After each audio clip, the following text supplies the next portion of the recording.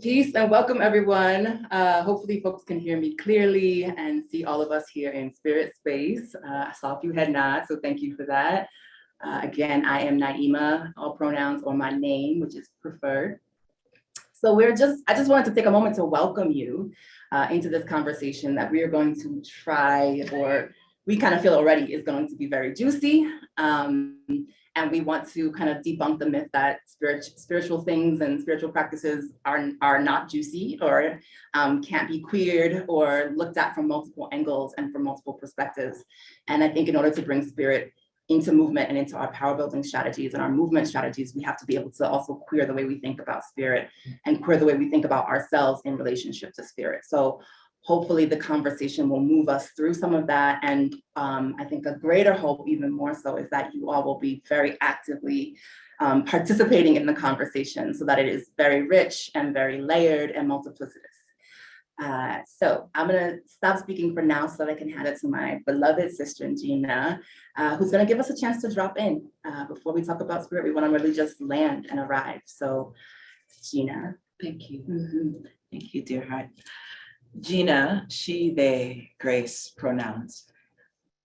Good afternoon, beloved family. We are in the homestead, and we're so grateful to have this time with you.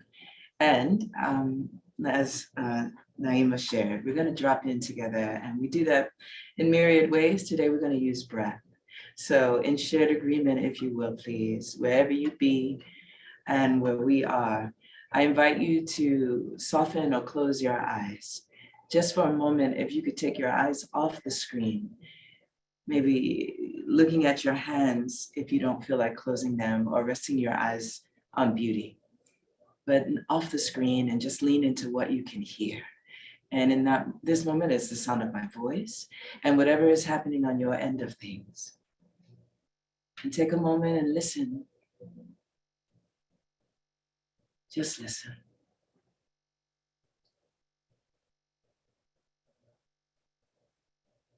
And at your own pace, please, inhale deeply through your nose and exhale through your mouth. I invite you to give it some sound when you exhale. Inhaling again deeply as you have capacity through your nose. Hold a bit at the top and then exhale through your mouth. And let us do that again together. Inhaling deeply through your nose and exhaling through your mouth. We are opening the space between us. The intention is only, ever, always for love, for wisdom, for witness, and for grace, and for power, and for knowing, and for us. And so the space between us is open. We welcome you and those you walk with. Thank you. Please open your eyes as you feel guided. And here we be. Beloveds, ML, please introduce yourself to the family again. I am ML Daniel, movement maker, Cohort 3, spiritual alchemist, and founder of Spiritual Alchemy. Should I say a little more about myself? Please. Peace, everyone. I am Naimah Efia, my name or all pronouns. I am a healing justice practitioner, a liberation-based educator, a decolonial mental health counselor, a doula, full spectrum, across the full spectrum, yoga instructor, a mama to two really dope 1.5-year-old twins. That's right. That's the lead title. A freedom, that's the bulk of what I do. A freedom fighter and a fierce lover with their mermaid tail tucked away most of the time, but ready to whip it out when we need to go deep. That's right. That's right. And I am Gina, Breedlove, she, they, grace pronouns, and I am an oracle for grace and all things in between, all that means. I'm a grief doula, and I am a wishower, and I am a guide, and I channel that wisdom. Thank you. So keeping spirit at the center of our movements. Our beloved Naimah has some wonderful prompt questions, some leading in, some offerings to open the space even deeper between us. And before you start, Naimah, can we invite them? This is a conversation. This is not a conversation here, but it's a conversation. And so the invitation really is for you to participate. Drop your questions in the chat. And we're small enough for you just to open your mic and forego the chat, truth be told, and just open your mic and allow the room to engage the question, because the wisdom sits in the room. The wisdom doesn't sit in these chairs. The wisdom sits in this room. And that's all of us collectively engaging whatever the question is that we are sitting with. So I want to invite you to engage the questions. Yes. And to engage the question that you came with, because something about this topic drew you here. And whatever that was, we invite you to bring it and put it in the room. So I'm going to present. There's a question? Oh, sure. So I'm going to present the first question, which was actually the last question in our list of prompts or things that we wanted to reflect on with y'all as a community. And ML kind of offered that. That's the juiciest. Let's just start with the juiciest first, and then the other questions will probably, the responses or the curiosities around them will emerge organically. So the question is, has the movement's relationship with spirit and integration efforts been fueled by love, fear, survival, or something else? So has the movement's relationship with spirit and any and all integration efforts been fueled by love, fear, a survival response, or something else? And that question came to me because it's often one I have to ask when people invite me into a space to support spiritual practice or healing justice work. What's fueling the decision or the intention to have a spiritualist or a healing justice practitioner in the space? Are you doing it to check a box? Are you doing it because you're concerned about what might pop off and you don't feel like you're going to be able to hold it? Are you doing it because you love that group of people so much and you want them to be held across all dimensions of who they are? So I'm curious to hear from other folks, the relationship to that question and what comes up for you when you hear that. I can put my voice in here.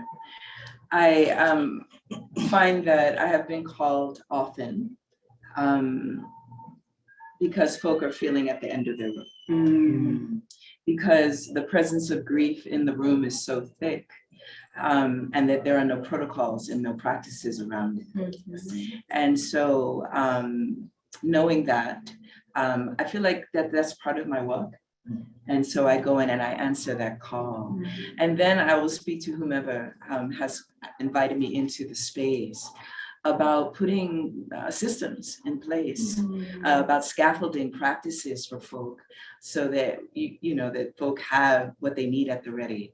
And also it is my considered opinion that there should be a healer in every organization. Every organization. An elder, a healer, a exactly. A somebody, chaplain, a ministry, somebody. a youth, exactly, a Somebody. youth elder. I mean, someone there to hold that position, because that position is integral to walking well, to walking a wellness walk in the world. That opens the question, though, at least for me, and I invite the other words, that opens the question to me as to why it's not. And at what point was it invited out? And that's always the place where I enter in. At what point was it invited out? And now you're inviting it back. And out of what energy are you inviting it back into? And how was it escorted out? And I don't think those are questions that get answered enough. Because I think in many organizations, it is the excluded element. Intentionally so, excluded element, even though much social justice was founded out of that. Yes, and finds its roots connected to that. At some point, it was escorted to the door in exchange for what? In exchange for what? And then when it's the element that's needed to restore the health. And in my opinion, it is what's missing for sustainability in many organizations. So that's kind of where, and so I think it's all the things. I don't think it's one thing. I think it's all the things. I think it's fear. I think it's anger. I think it's all the things. Grief. I think it's grief. I think it's all the things. And we don't walk well with grief as a community. Right.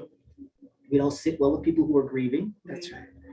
And we do our best to try and help them move faster through it than we should. Right. We should figure out how just to sit with Mhm. and be with. Which is interesting because it's often our grief that brings us to movement work. Yes. It's some pain within us that we are still putting salve on and working through that brings us to a space where we want to alleviate that kind of pain or suffering from other people walking into it or experiencing it.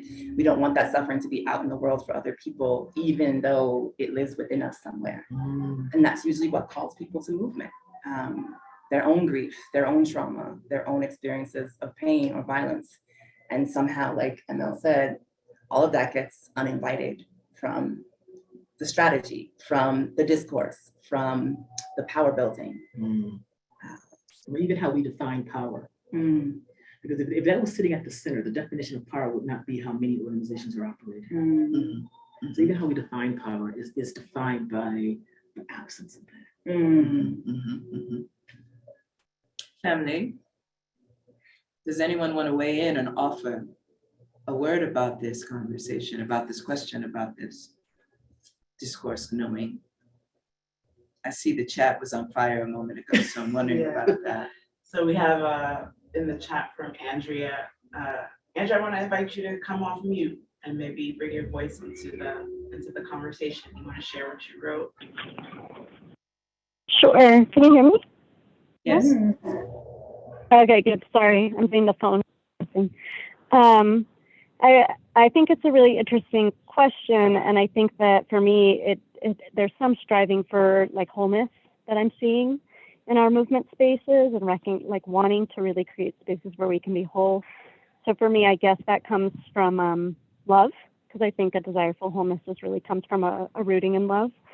But I also think it's survival, because I think when we're not whole, when we can't show up to our movement spaces whole, we don't survive, and our movement spaces actually don't survive either. They don't sustain themselves. So it is all mixed. And I also have appreciated how the disconnection, like really trying to understand spirit as a disconnection from religion, right? And I think that so much of how ML is always like, how did we get here? And I think that we got here because many of us who struggle for different forms of social justice saw the ways in which religion was conflated with spirit, and religion wasn't working in all of our interests, right? And in our fullest humanities. Thank you. And that was I was Andrea, and she, her pronouns. Thank you for the reminder. Thank you, Andrea. Latishia, is there another offering in the chat? This is ML. Andrea, that's a whole thought. How do you decouple, disconnect the way folks are utilizing to try and understand spirit, which I call religion, and the essence of what it means to be moving in spirit. You know, we do our best to try and do some sense making, and that's how religion got its foothold. It was trying to do some sense making, and that has muddied the water for many folks. I know in the work I do, I make a concerted effort that we're not doing religion, we're doing spirit.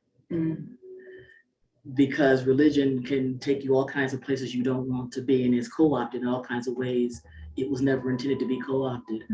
But if we can get to the essence of what it means to be whole, that connection to the creator and the spirit, we have a chance of being able to live with all other beings in ways that is life-giving, and that reminds us of the wholeness that lives in us, that we're not trying to create, but that we're just trying to reclaim. And that's the difference, I think. Sometimes we're trying to create stuff that we already own, and it's just a matter of claiming it.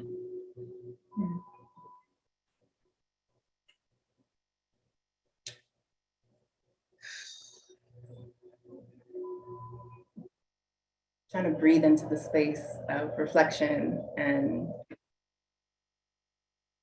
give pause for other folks to kind of percolate on what's being said before I introduce another question or contemplation for us to move the conversation forward.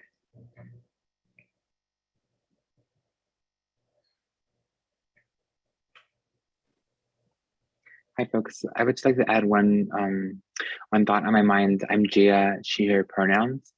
And I think what's on my mind a little bit about what Andrea is talking about in terms of the conflating, or what's that word, conflating religion and spirit.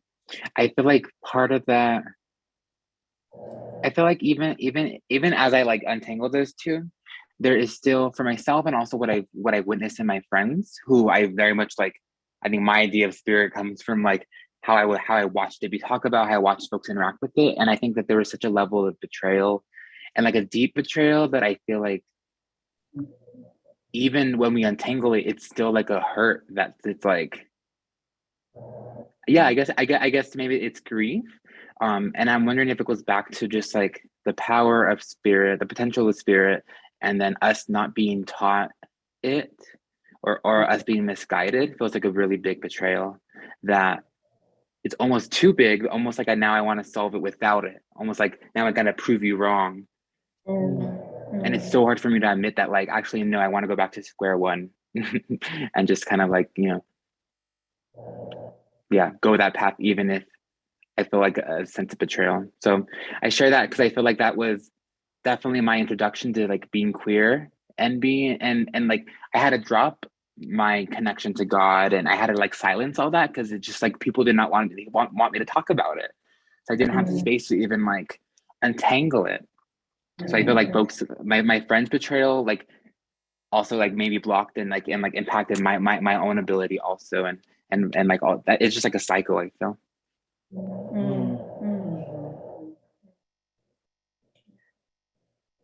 Thank you so much for naming that. I heard something like the relationship to spirit being a site of violence because of it being tied up or bound up with religion, where a lot of us experienced harm as we came out into the fullness of our personhood. So it makes complete sense that there's blurriness and resistance and fear and confusion around how do we go back to something that has hurt us so terribly, and around which we did feel a sense of betrayal, because what we put into spirit when we receive it initially is trust. We put this immense trust in spirit when it is first presented to us. And when that hope comes alive in us, it does something, it changes us, it transforms us. And when that hope has to be snatched away because of some sort of violence or ignorance, it's very hard to grieve the hope that goes with it. And that was actually going to be the next question that I posed. So it feels really aligned, because I was, the curiosity that I've been holding is, do we as liberation agents, do we trust ourselves and one another enough to return to spirit? Is the thing where we're getting sticky or stuck a lack of trust? And is the lack of trust about our relationship to ourselves and what we've been through with spirit? Is the lack of trust about what we've been through with our comrades, our compas? Is the lack of trust about what we've been through with our families? Because oftentimes, and I'm just speaking for myself personally, I experience the movement very much as almost like a model or a catechism, is that what we call it, of family. I think a lot of us, like, we come to movement and we feel like, oh, I belong. Like I have a place. I found my people. I have someone who looks out for me. I have someone who wants to listen to me. I have someone who wants to do things with me. Like, we suddenly find ourselves inside of this connection to what feels like a mother or what feels like a nurturer. We find ourselves in connection to what feels like a sibling, what feels like a younger sibling who we can give guidance or mentorship to. And there's a lot of complexity inside of that, because inside of family, there's a lot of trauma. So I think something is happening also within the structure and the construction of the movement as it stands now, where a lot of trauma got stitched up with the current conditions. And I think it's hard to kind of turn to spirit when there has been betrayal and trust has been disrupted in a place that once upon a time felt like home and sanctuary. Because it might have been that felt like spirit returning when we found the movement, and then harm showed up again.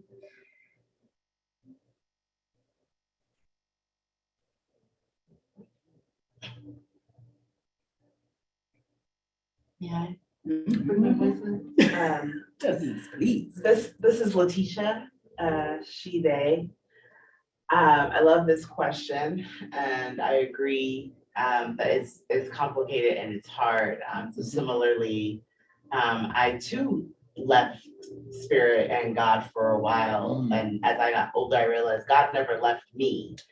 But I just had a lot of people around me and a lot of trauma around me and harmful theologies around me that convinced me that who I was not enough for God. And who I was a problem in spirit's eyes. And so I could not exist. That if I wanted to exist in my fullness, I could not exist and still be this deeply spiritual person that I literally was born as. Have always been deeply connected to spirit. And it was very heartbreaking. And it actually took like ultimate heartbreak when I came out to my family and they disowned me. And I said, one of the reasons I actually went to seminary was because I said, oh, okay, well, y'all keep saying God hates me, I'm going to hell. If God hates me, she has to tell me to my face. And so I went to seminary because I was like, come with it. Like, what is it? Like, I want to find out all of these things for myself. I'm going to go to the root. I'm going to go to the source. I'm going to read for myself. I'm going to read for myself because y'all have been telling me these things my whole life. And I want to know for myself. And I got to seminary and literally 2 months in, all my professors were like, nah. It's a lie. It's a lie, fam.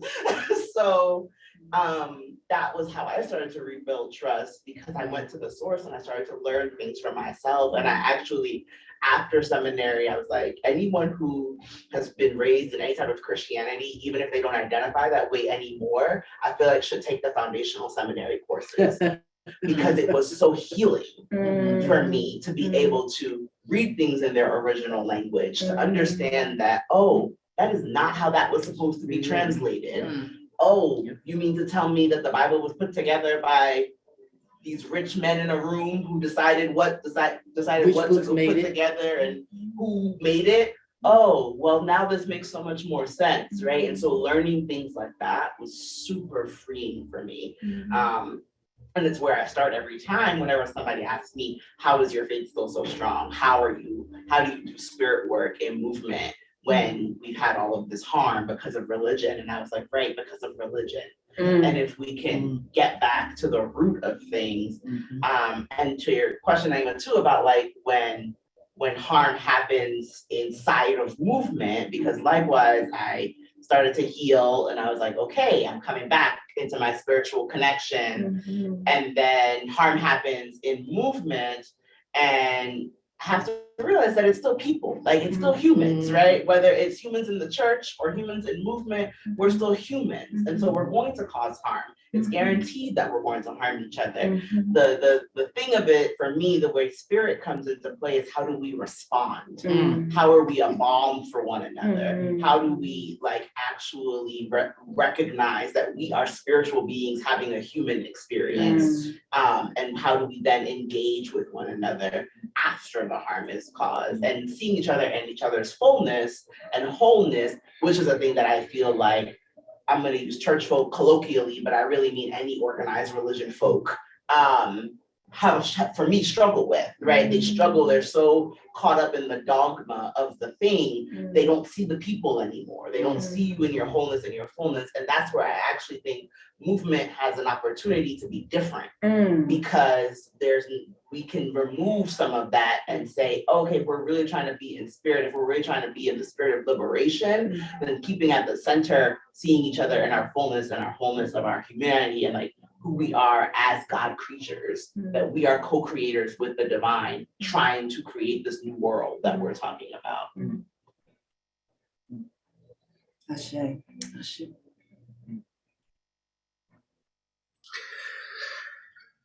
Yeah, this is Ed. I use he, him pronouns, and that just resonated a ton with me because I guess I sort of feel like after a decade or so of separating from spirit myself and even being angry with the religions that I came from, I came to the realization that one of the ultimate expressions or ultimate functions of white supremacy, cis patriarchy, the different oppressions that we work on is to separate us from spirit, or to separate us from those things that are connections to all other things, and that are the connection to our gifts and our purpose and what we bring to the whole. And what you were just saying, like there's this part that, like, at the root of all of the politics and all of the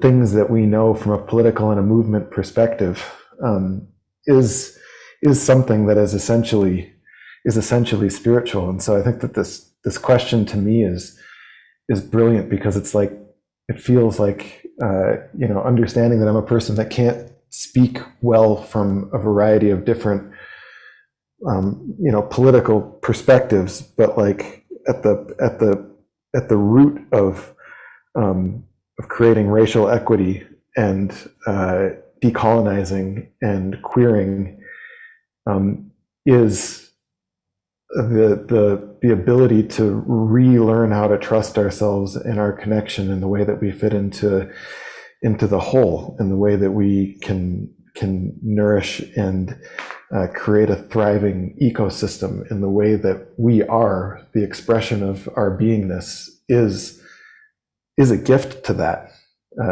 regardless of what the names are that we put to it. But it gets to the heart of it, about how hard it is to trust one another with that such a sacred thing in the midst of so much oppression. So that's where, with humility, that's sort of where I would, what strikes me about the question, and sort of tugs at my core. Thank you, Ed. And thank you, Latishia. I would like to also presence here the whole notion of relearning. And from the position that is part of my work to hold through grace, it's sourcing grief as a divine point of entry. And that is a profound practice, because we have been taught that grief is anathema, right? And our rituals around grief and grieving were stolen along with so many other things, co-opted, weaponized, monetized, all the things that we know. And so we run from grief, and we must turn toward grief to talk about and embrace the pain of that separation, the pain of that mistrust, the pain, as Naimah shared so eloquently, about finding a home, so to speak, and then being inside that home and not being safe. And for all the reasons, in my work with grace, I don't get to follow the reasons so much. Like, I don't hold the reasons in my hand. And when I'm working with folk, the invitation is not to hold the reason, but to hold yourself. There are beautiful rooms that hold the reason and sift through the reasons. That's important work, absolutely. But when doing grief work, staying with the impact on your body, as opposed to the why it happened or why the person did what they did, right? Keeping the focus in yourself at the center of the query, of the question, of the holding, and turning toward the grief and being in the practices of grief letting, of grief allowing, of grief movement. Because I've found, I think I'm speaking to the choir, that is also a way to get yourself back. That is also a way of return, and for me, that's synonymous with a return to spirit. Because I was raised in the Pentecostal church, Holy Roller Baptist, wood chips in the hair, possession all day long. And then, even at 10 years old, that church did not support my crushing on that beautiful girl in the choir, or just that I wanted to wear pants, or there were so many restrictive. There were so many restrictions on just my beingness, that I left the church really early. really young. And so my walk with spirit has been more through nature, through the rivers and through the mountains and the sky. And that has been my work, my walk with the divine and my place in that. But this thing about, do we trust ourselves enough? To me, that is one way to begin that trust work with yourself, and reigniting a relationship with spirit, with your sense and knowing of spirit, which I believe is at the center and the heart of all of us, as close as that breath. Right. So I wanted to share that as well. Oh, this conversation was rich. What keeps ringing around in my mind is that proper labeling is important. And what looks, for me, in my experience, it's funny how we have very similar experiences, Latishia, and I appreciate you sharing your story. I wandered for 20 years before I landed back where I started because I needed to reframe what I was returning to. Because I was tired of God's people not living into what they claimed they were supposed to be living up to. And I told God that, I said, I'm done with your people. Your people getting them, and I'm done with your people. And spirit, I was like, look, I'm not my people. I'm not those people. Meet me. And so when I hear you talking, I keep thinking, it's the difference. We wouldn't return to an abuser. And so I am an ordained Christian minister. It took me a minute to get there, to return to my roots and to have wandered through many traditions to return here.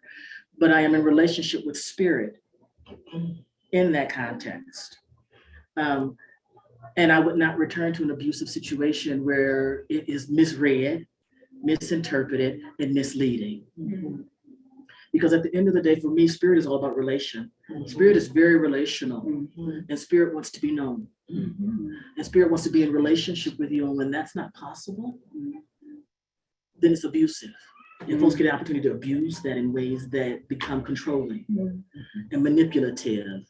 And it takes a minute to reclaim yourself and to recognize where the relationship sits, in that, and to be in relationship with spirit in such an intimate way that you know when you're in its presence. And I love that about being able to speak to spirit and other people. So in movement spaces, I have made it my business that when I'm engaging with folks, I'm talking to the spirit that resides in you because I know it's there. I think all of us carry a bit of spirit in us, carry the spirit in us. And so I'm talking to that spirit, hoping that the spirit in me connects to the spirit in you, because it's a known commodity. It self-recognizes self. Spirit recognizes spirit in other folks. And it's an opportunity for you to call folk up. So that you're talking on a level that's not, calling people out, calling people in. I'm calling you up. I'm calling you up to where spirit resides, where the air is thin and things are clear and pure, and we can live in that love between us when the gates are open.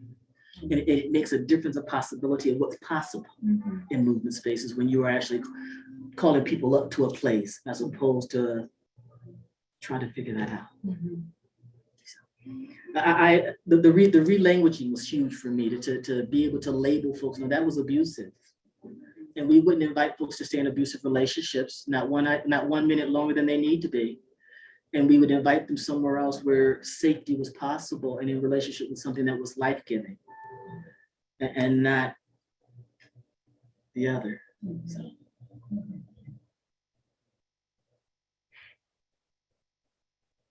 We have questions in the chat. No. Okay.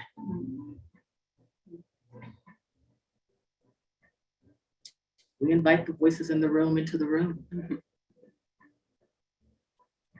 What questions are you sitting with around this whole spirit thing? I mean, we could talk about spirit all day in movement spaces and why we invite people to leave it at the door. I mean, and how do we bring it back? Yeah. I think sometimes it's as simple as inviting folks to name who you bring in with you. Who shows up at the job with you?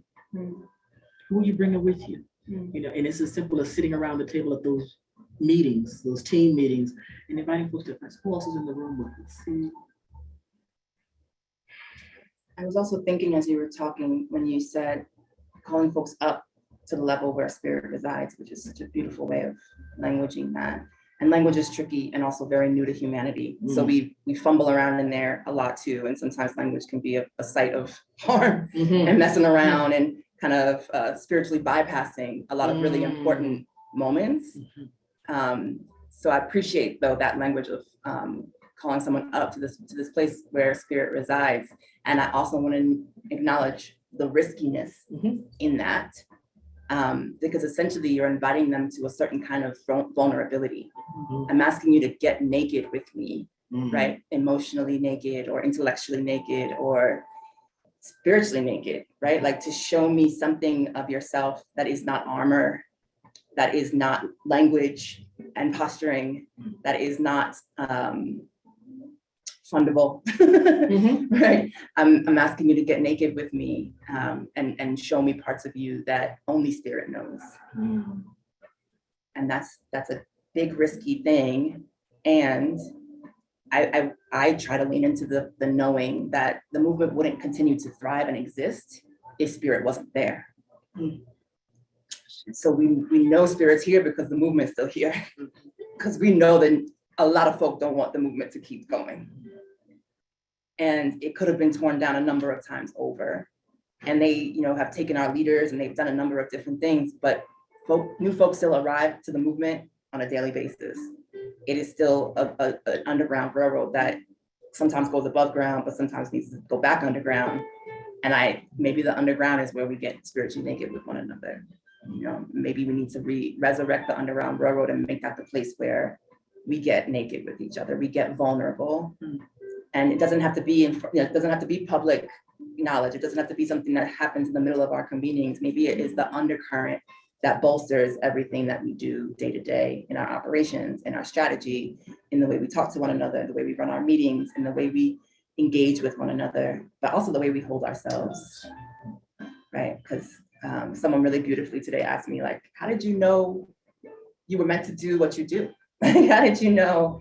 And one of the ways I always connect to that question is I knew when my work on myself got so intensely rigorous, when my work with spirit got so intensely rigorous that it could only be because I had a responsibility to other people. And so could we also be inviting spirit in through our own work with ourselves to establishing a deeper level of trust in ourselves and in trusting that our yeses that we continue to show up with are tied to something greater, are tied to something that is not always named or visible or tactile, but is here and is very real.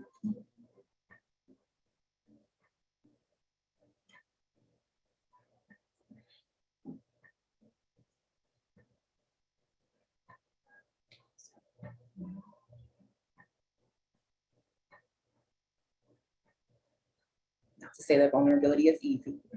I just think we put our bodies on the line and our beings on the line in so many ways in the movement. And what would it take to shift some of that energy towards a different kind of work?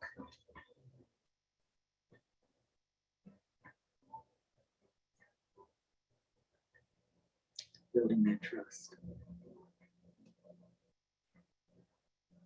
So much of what happens in movements is transaction. And how do we move from transactional behavior to relational behavior? Because that's where trust sits in the relationship. It doesn't sit in the transaction. I think it's daily practice. I do too. Your daily practice, right? What are your practices? This sense of rigor, right? Like, what are your practices? What are your daily practices? And vulnerability. And that to me is also a daily practice. I'm practicing vulnerability, sitting next to you, and looking you in the eye. Yeah, like we are doing that practice.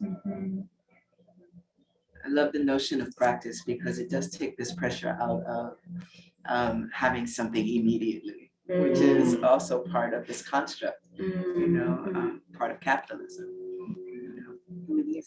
Immediacy, urgency, get it yesterday. And it makes us sick.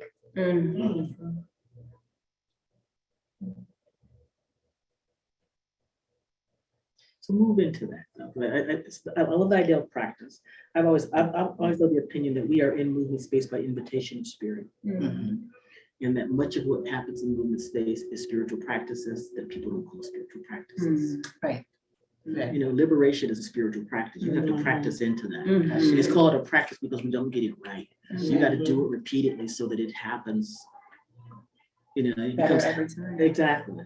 You know, equity is a spiritual practice. You know, querying the language is a spiritual practice. It's a spiritual practice, and so much of what happens in movement space is spiritual practices that people don't call that. You know, and what would it be in movement space if we actually began to give it its proper name? And inviting folks to call the spiritual practices what they are, spiritual practices. And inviting funders to begin to think of them as spiritual practitioners. You know, because we do things, you know, and we call stuff different names because we have to. But it's a spiritual practice to do the work we do in social justice movements. Otherwise, you wouldn't be here. You wouldn't be here long. You can come in the social justice movement, but unless you have some spiritual grounding that brings you here, something that's pushing you that direction for liberation, equity, fairness, whatever the case may be, you're not gonna stay. You're not gonna stay.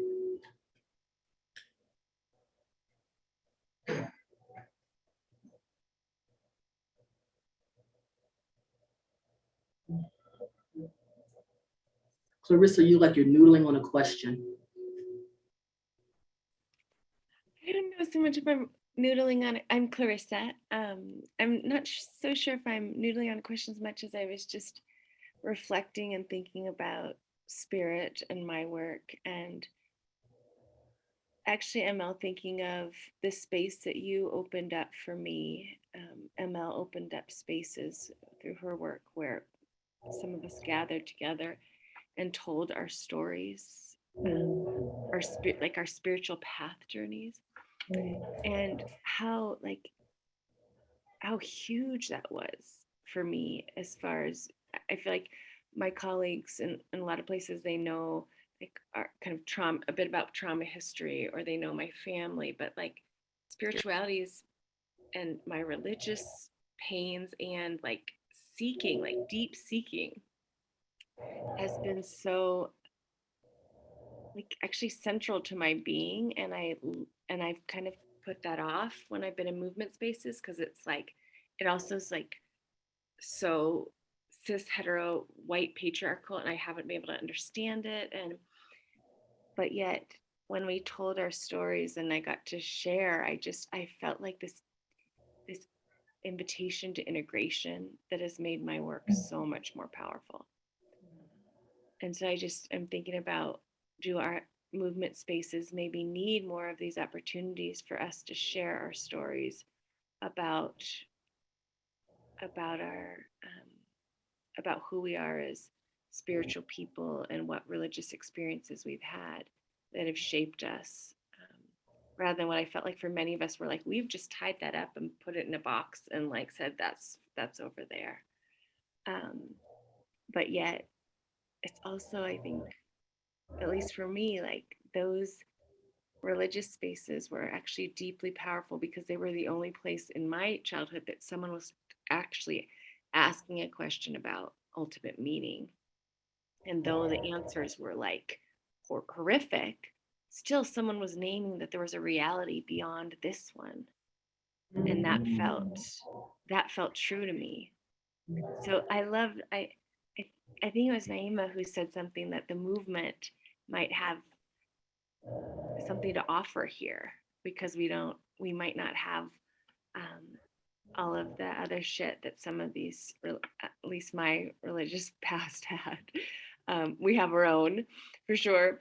But I'm just thinking for me, it felt like a cutoff, a separation, and then being able to share those stories, and even ones that I had shame about. Like I used to really, like I brought my Bible to high school, because I thought that I wanted people to be free, and that's what I thought that, was the best way. And yet I still have, I think, that earnestness and that longing for freedom and that longing for spirit. And but ML, I want to thank you for opening those spaces. Because for me, in fact, it really changed my trajectory. The last couple years I've been a minister in a Quaker community, and I've found that, oh, these works, this movement work and this spiritual work they don't need to be separated. In fact, I'm so much more rooted when they're named and held together. And that happened by storytelling and ML's spaciousness and nurturing places for that to happen. Mhm.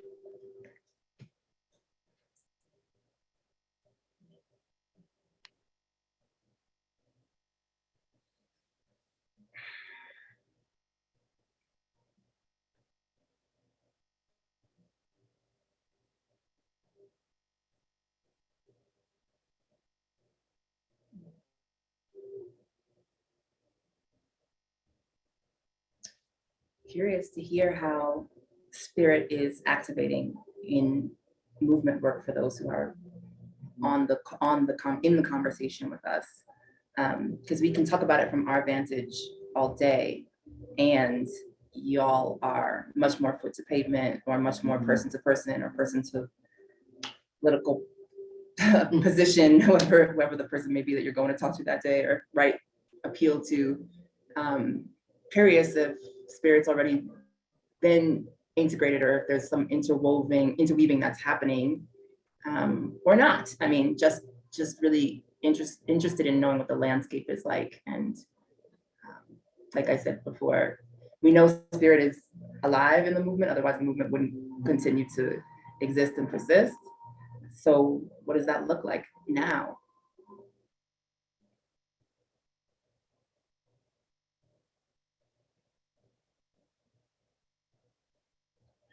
This is Latishia. I want to invite Paris to come into the conversation if she's able to share about some of the work that Black Feminist Future has done with their altar building. Naimah, there's been a request to repeat the question. Oh, that's great, because it probably wasn't even really clear, because you said a lot of words. See, language is funky. My question is, how is spirit showing up in y'all's movement work now? Or is it not at all? I want to understand what the landscape is like in terms of how spirit operates inside of movement now.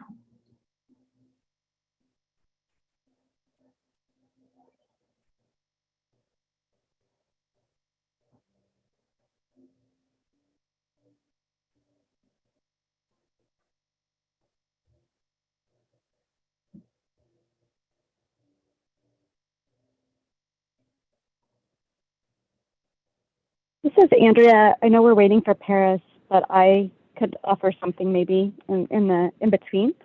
So I'm doing a lot of work with the Domestic Worker Coalition in California, and we've brought breath work we're all doing it virtually, which is really challenging, and it's a multilingual space as well. And we've really focused on bringing breathing into our spaces. And it was really interesting because one of the first times we did it, one of the workers had a really strong response. She actually got, a lot of the workers who are participating are they're working while they're talking, like while they're on these Zoom calls, they're balancing a lot of things. And she got really mad, like, why are we spending all this time breathing? Why are we spending all this time breathing with each other, And we had to really stop and talk about it. And we were talking about our values, about how if one of our core values is about dignity, then how do we feel dignity in our bodies? Like how are we gonna fight and organize for a world that upholds domestic worker dignity if domestic workers can't feel dignity in their bodies? They can't even give themselves space to breathe. And it's been a really profound experience just to sit on these Zoom calls and watch folks just take in breath, and for 5 minutes, 10 minutes, so sometimes we do 15, 20, and we're just all breathing together, and then where we go with our conversations. So for me, that's a beautiful way that spirit's been showing up in our work together as a way to go somewhere, get closer into ourselves, to go deeper with each other. And it's a really new practice for folks. And there's been resistance for sure. Isn't it something how resistance is also a point of entry, Mhm. right? Like what it creates, the opportunities that it creates once you turn toward it. Thank you, Andrea. I love that notion of we're just breathing together and creating new worlds, right? From that.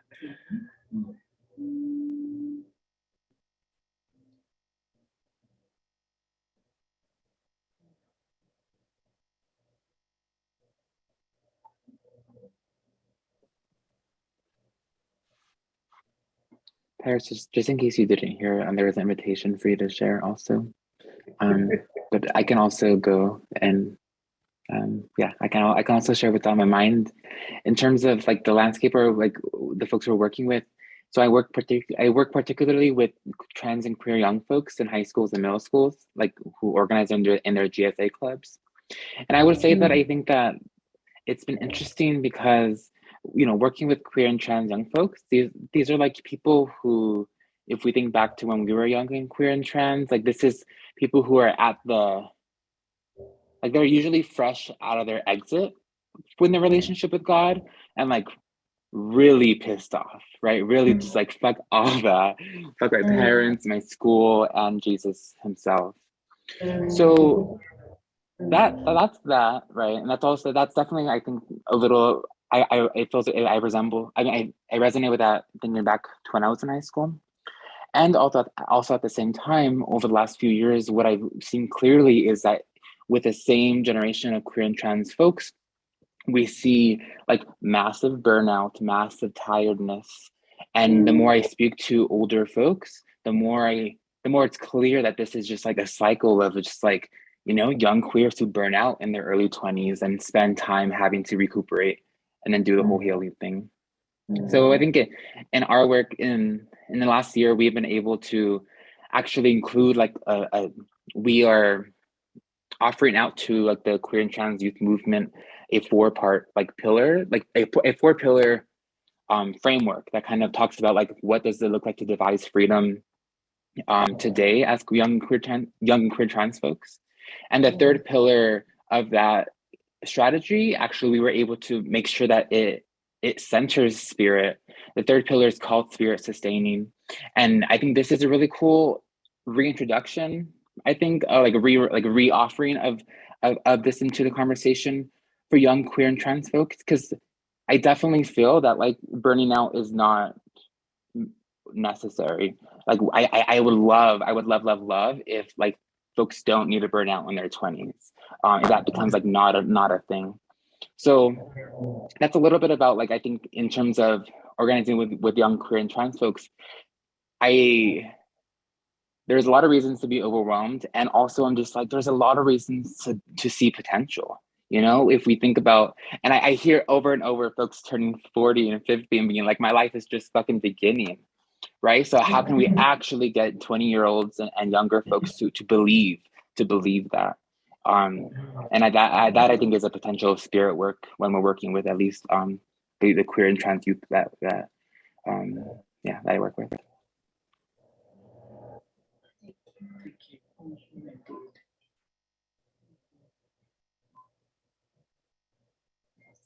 This is Latishia. Anissa, I know you've done some work in community as well. Andrew, would love to hear from y'all also. Hey everybody, this is Andrew. Y'all, I'm like sitting here super humbled and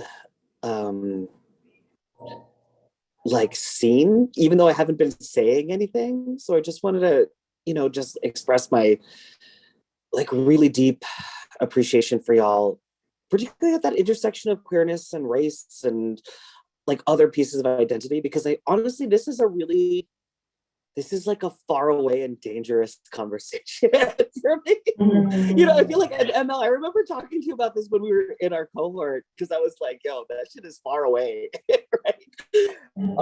And then of course I always see threads of it like in my family and then the work that I do. And I don't know, I mean, I don't know how much, I don't know what I can offer other than in my work with young people who experienced dating or sexual violence. Many of them are queer, many of them are undocumented, many of them are like pregnant and parenting teens. I feel like in the nonprofit sector, it's so hard to like, when they talk about how they use spirit or religion or other practices to like get through the violence that they're experiencing. I often don't know how to bridge that to like the nonprofit, like, I'm a lawyer. I'm gonna help you with this petition, or I'm gonna fight with you, or we're gonna have to get all these other people in. And the ways that it manifests is often just, frankly, breathing. Like, honestly, the thing that I can do with my clients when they're going through it is like, you know,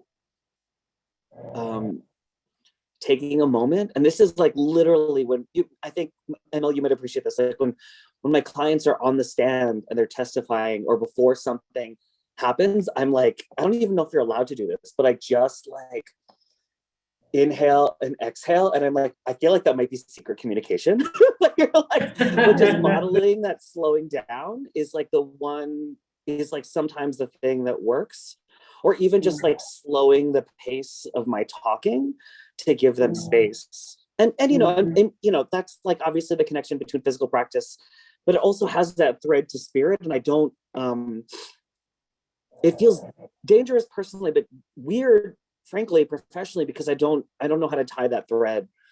Because I also, in the nonprofit industrial complex where professionalization has detached from community and organizing, like, I have a role, and I also want to be mindful of that role, right? Like, I am a counselor, but I'm not a therapist. I am an attorney, but I'm here to listen, but I'm not this other thing. And I think I do try to pierce that to the extent possible, but you know, it's like you're not supposed to, right?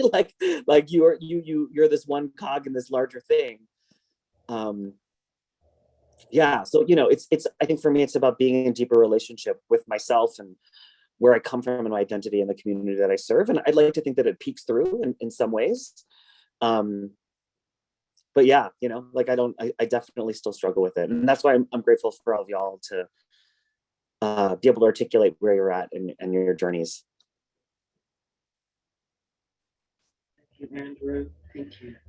Don't underestimate the ministry of presence. Shay. Yeah, I oftentimes, having spent 25 plus years practicing law, the ministry of presence oftentimes was better than any argument I could muster. The ability to have people be heard and just to be present to hear them and to see them is huge.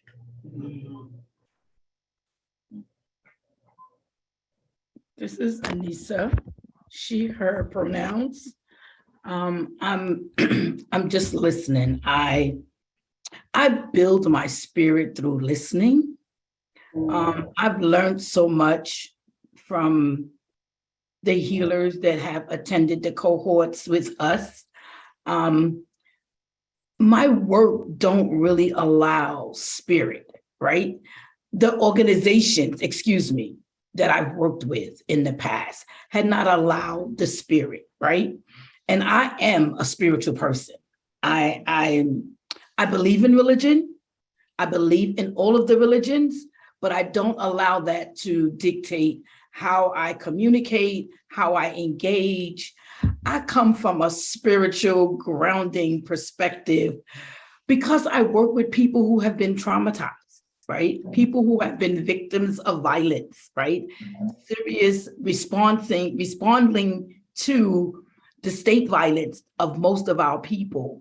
And so for me, religion doesn't work when people have been harmed in that way, right? And so I just come as me, right? I don't even know how to articulate what my spiritual connections are to people. But I know that when someone is harmed and I can just sit with them, you know, Andrew kind of said it, just take a breath, breathe with them, right? Just touch someone's hand, it just shows that this is something that's been missing from our heritage, right?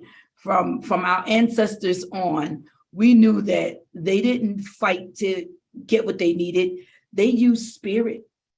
They worked through spirits, right? To make things better, to see a world that they wanted to see for us, right?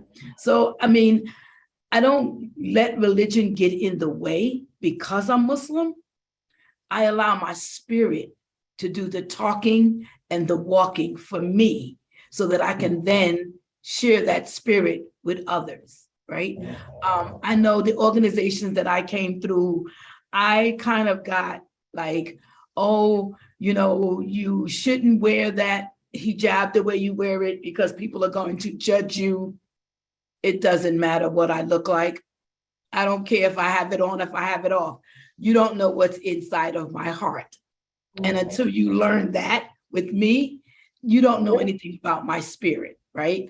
Don't let the shell of this life dictate how you live, right? And be able to share your spiritual connections with folks just by being in their presence, right? And so, yeah, so I've went through a lot of undecisiveness about how to allow my spirit to be seen and heard in organizations that was predominantly white male ran through the boards, EDs, but I've learned to just let my spirit flow, and I've learned that through having healers like you people on this call in these sessions, right, to share your experiences. And so for me, that's what carries me forward, keeps me strong in the movement, and really allowing others to see and feel the spirit that flows through me.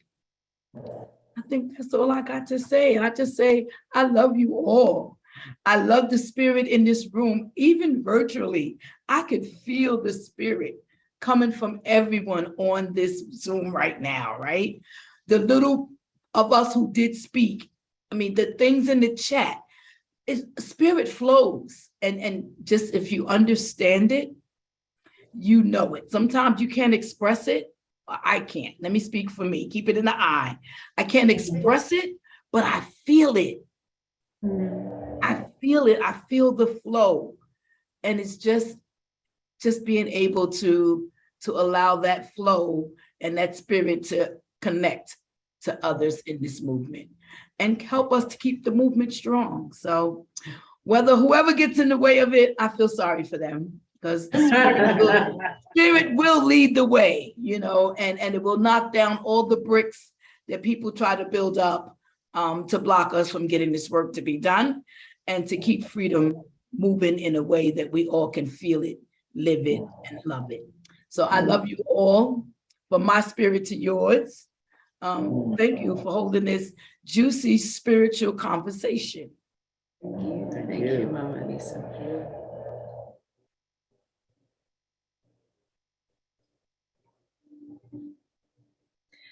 May I please talk more and invite more exchange around the ministry of presence, right? Because I think what I've heard more than once is I am walking into these rooms as myself, where folk are not engaging in any practice that grounds, right? That creates a container.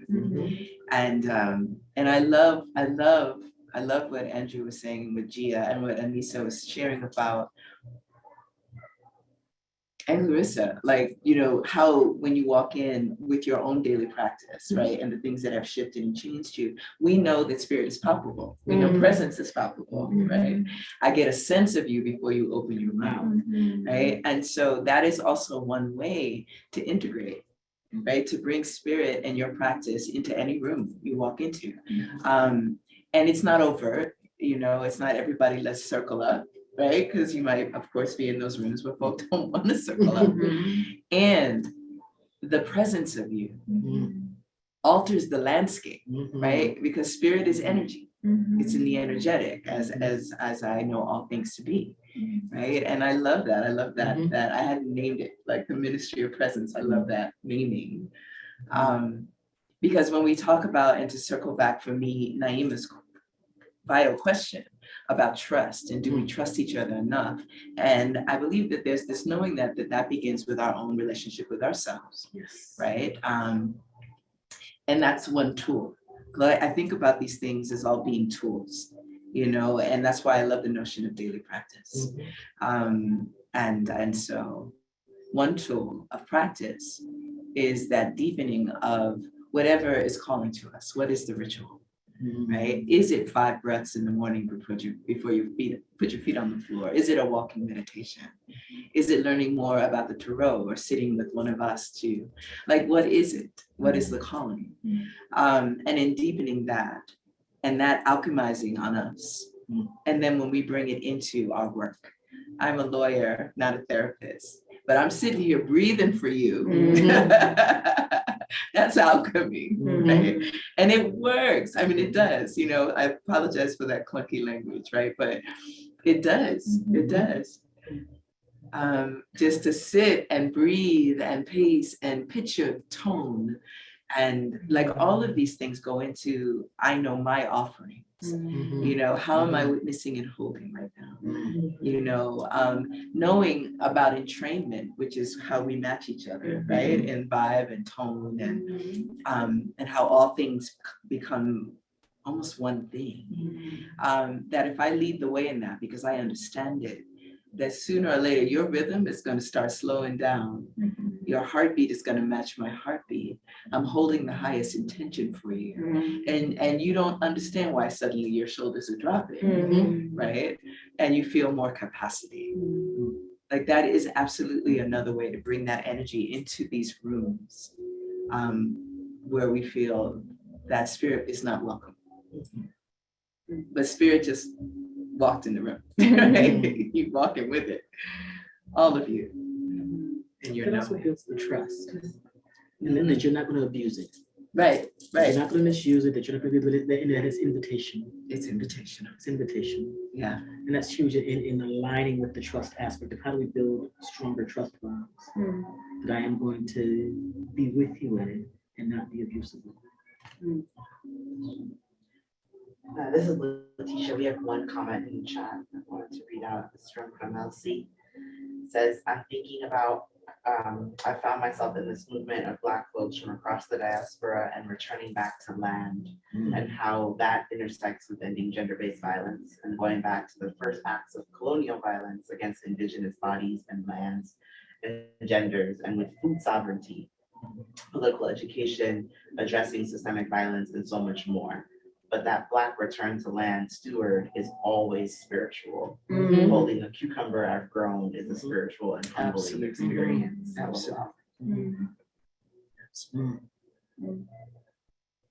As is loving on your child.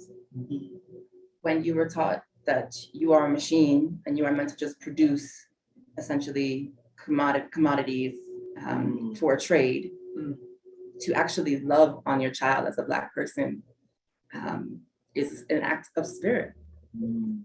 It is transformational. Yes. And the witness of it. And the witnessing. Yeah, the witnessing of it. Yeah. Yes.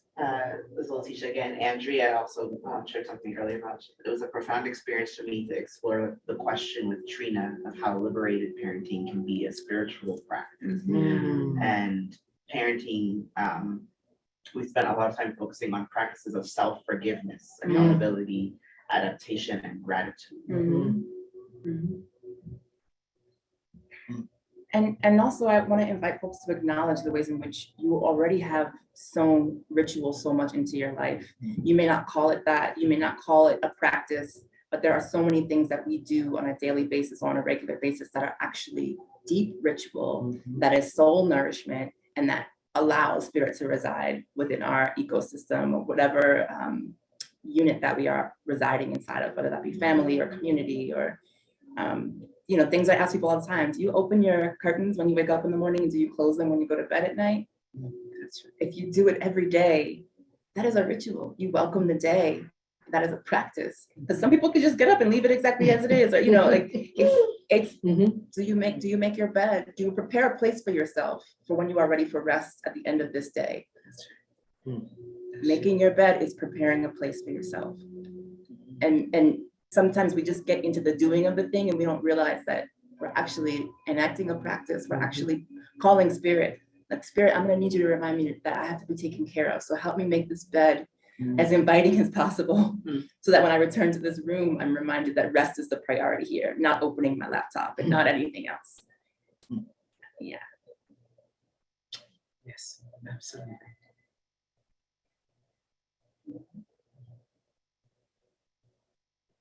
Clean up your shoes before you walk inside. Washing your hands as you're leaving your job to leave it there.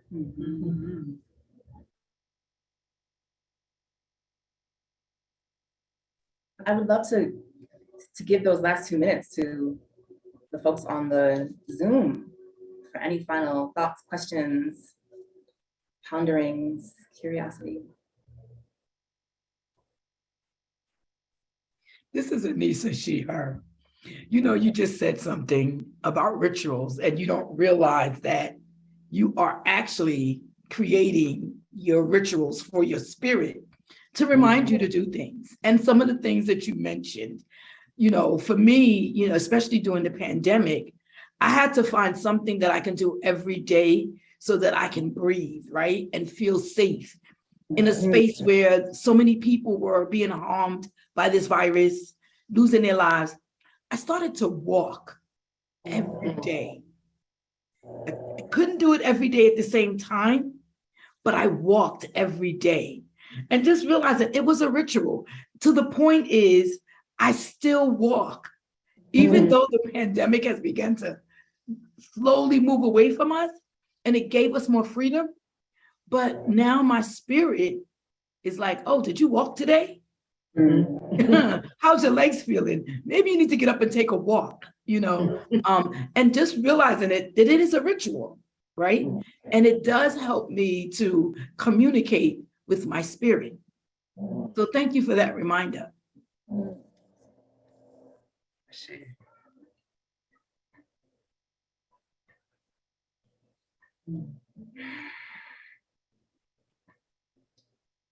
There's gratitude happening in the chat for the conversation, people having to transition off.